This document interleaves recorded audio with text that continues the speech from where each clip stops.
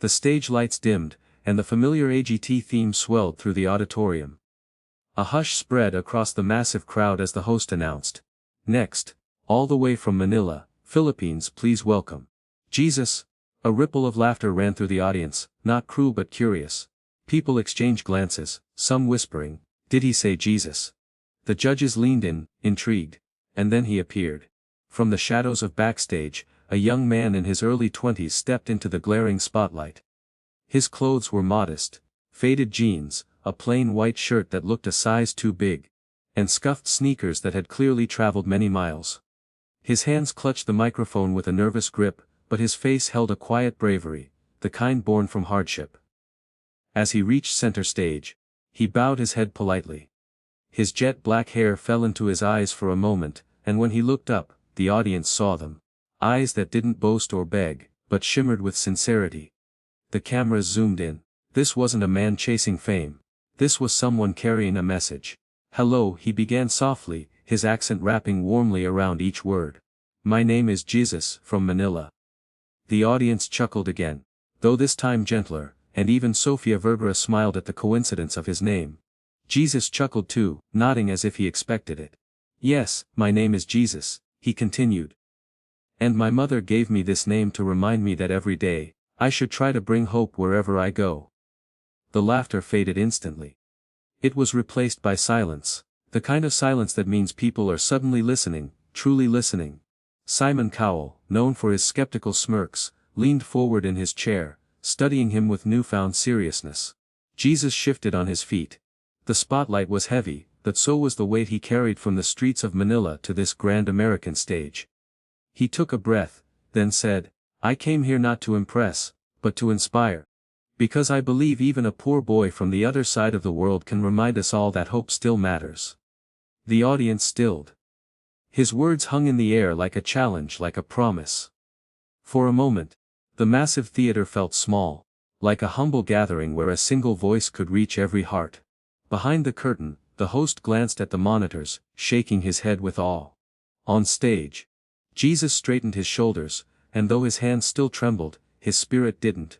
Simon raised an eyebrow. "Well," he said finally, "that's quite an introduction. Let's hear what you've got." The spotlight brightened. The crowd held its breath. And in that pause before the first note, everyone knew something unforgettable was about to happen.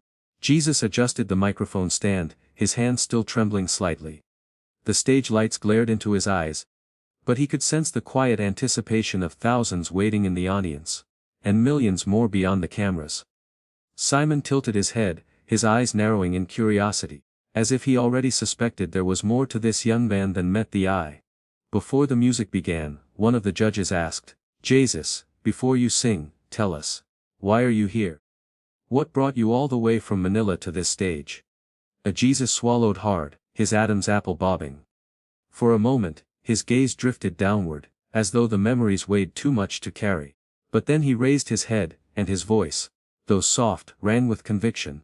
"I grew up in Manila, in one of the poorest parts of the city," he began.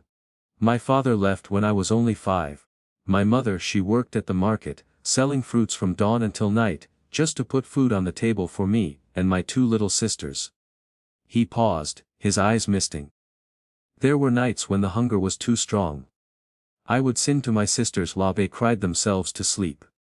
Not because my voice was special, but because it made them feel safe. Music became my way to keep hope alive, even when the world around us felt hopeless." A hush fell across the theater. The camera panned to Sofia Vergara, her hand already pressed to her chest, her eyes soft with compassion. Heidi Klum leaned forward, visibly moved. Even Simon's stern expression shifted. He was listening, really listening. Jesus took a deep breath and continued, his words carrying the weight of his past. "I saved coins by singing on the streets. Tourists, sometimes kind strangers, would drop a little change into my box. That money helped me buy rice, sometimes milk for my sisters. I never thought those songs would bring me here, to a stage this big. But I believe God gave me a voice for a reason, and maybe tonight, I can use it to prove that even the poorest voice can carry hope to the biggest stage in the world." The audience erupted into applause. Not out of pity, but out of admiration. People were already wiping tears from their eyes, moved by the sincerity of his journey. Simon leaned into his microphone. "So what you're telling us," he said carefully, "is that you've carried your family with your music. That your songs were never just about you." Jesus nodded firmly, his voice catching. "Yes, sir. My songs are for them. For my mother who never stopped sacrificing, for my sisters who still believe in me, and for anyone who feels too small to be seen." The theater went completely still. For a few seconds. The silence was deafening, not because people doubted him, but because his words reached places deeper than applause could touch. Simon finally exhaled, his lips pressed in thought. Then, in a softer tone than usual, he said, "All right, Jesus. Show us what hope sounds like." The music cue hovered waiting, and as the first notes prepared to rise, the world leaned in closer. The theater went silent. Not a cough. Not a whisper. Just anticipation hanging heavy in the air. Jesus closed his eyes for a brief moment, as though whispering a prayer to steady his heart. Then the music began. A gentle piano intro flowing like a stream in the stillness. He gripped the microphone with both hands. The first note left his lips, soft but haunting, carrying the weight of every hardship he had endured. His voice trembled. Not with weakness but with emotion so raw it seemed to touch every heart instantly. The crowd leaned in. Heidi's eyes widened. Sophia clasped her hands tightly as though holding onto something precious. And then his voice grew. Stronger, fuller, like a wave rising in the ocean. The lyrics weren't just sung, they were lived. He sang of nights when hunger gnawed at his stomach, of days when hopelessness loomed, and of the light his mother's love had given him through the darkest hours. He wove a story into every line. Each word heavy with truth yet lifted by hope. People in the audience began to cry quietly, some clutching their chests, others holding the hands of those beside them. When he reached the chorus, his voice soared. Clear. Powerful, unshakable. The message was unmistakable: love conquers fear, kindness outshines pain, and every soul, no matter how small, carries the power to rise. His voice cracked slightly on one note, but instead of weakening, it deepened the performance. It was proof that this was real, raw, and unpolished, like life itself. Simon, usually unmoved, blinked rapidly, his expression softening with each verse. He glanced at the audience, then back at Jesus, visibly struck by the authenticity pouring from the young man. Jesus's eyes remained closed as he poured himself into the bridge of the song. His voice stretching higher and higher until it seemed impossible that such strength could come from someone so unassuming. Each lyric was not just sung, it was given, like a gift, to everyone listening.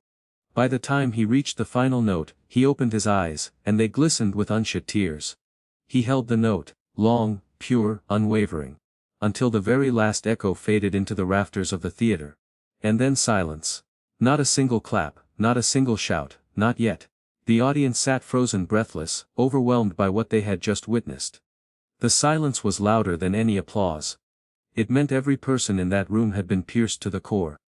Jesus lowered the microphone slowly, his chest rising and falling with exhaustion.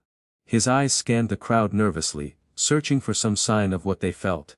Then, suddenly, like a dam breaking, the room erupted. Cheers thundered, people leapt to their feet, tears streamed down faces everywhere. Heidi stood first, clapping through her tears, Sophia followed, cheering, her hands trembling. Howie rose, clapping above his head, and even Simon, stoic, famously hard to impress, was on his feet, wiping at the corner of his eye. Jesus bowed his head humbly, overwhelmed, as the sound of love and admiration washed over him like the very hope he had sung about. The final note hung in the air like a sacred whisper, vibrating in the silence long after Jesus had closed his lips. He stood frozen, gripping the microphone, his shoulders rising and falling with the rhythm of his heavy breathing.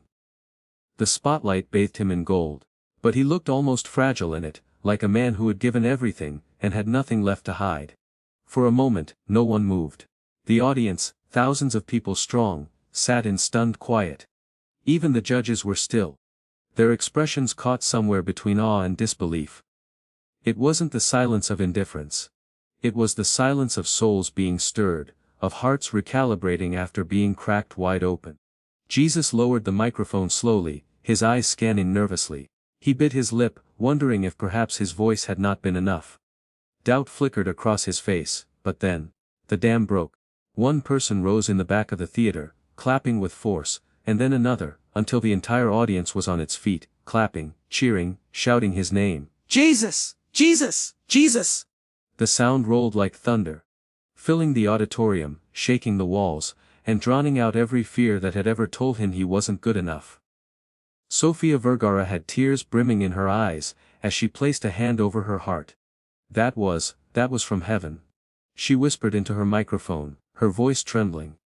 You didn't just sing. You made us feel your life, your pain, your hope.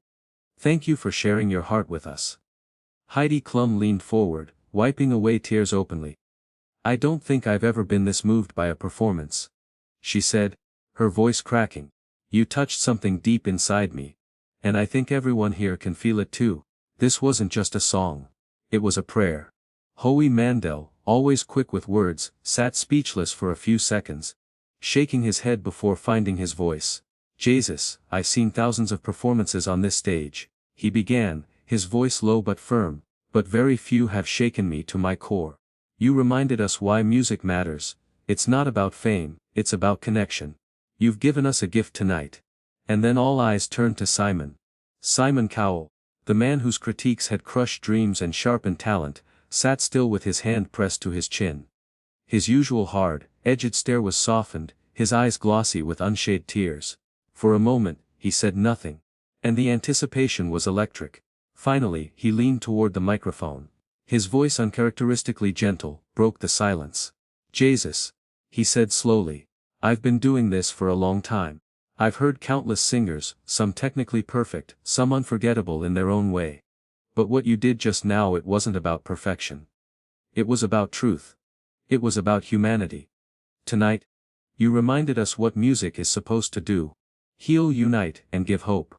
The audience roared again, chanting his name, and Jesus stood with tears streaming down his face, his hands pressed together in gratitude.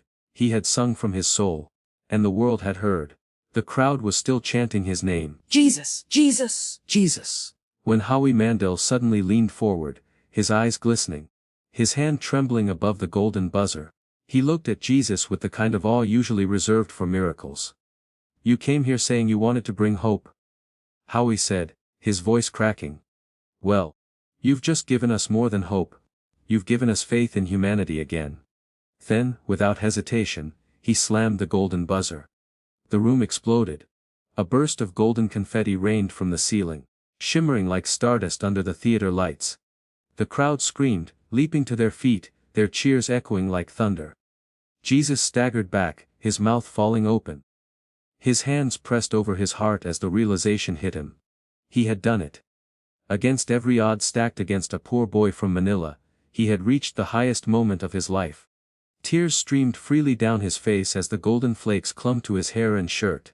He dropped to his knees, overwhelmed, lifting his trembling hands to the sky.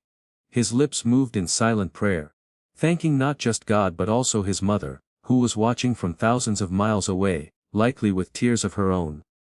The host rushed onto the stage, helping him to his feet, patting his back as the judges clapped and cheered. But what struck everyone most was what Jesus did next. He didn't beat his chest in triumph. He didn't shout in victory. Instead he bowed deeply, clasping his hands together in gratitude, and whispered into the microphone. This is not for me. This is for my mother, who worked all her life so I could stand here. This is for my sisters, who believed in me when I couldn't believe in myself. And this is for every child in the world who feels too small, too poor, too invisible to dream. You are seen. You matter. And your voice can change the world. The theater erupted again, but now it wasn't just celebration. It was transformation. Strangers hugged one another in the audience. Tears streamed down faces everywhere. Something about his humility, his sincerity, had cracked open hearts in a way no flashy act ever could. Simon shook his head slowly, still standing, his eyes fixed on Jesus. The world needs to hear you, he said simply, his words carrying the weight of a prophecy. Clips of that moment would soon spread across the globe. Within hours, his performance would go viral, watched by millions, then tens of millions. Headlines around the world would call him the voice of hope, and Jesus from Manila who shook the world. But in that sacred moment on stage, Jesus wasn't thinking about fame or views or headlines.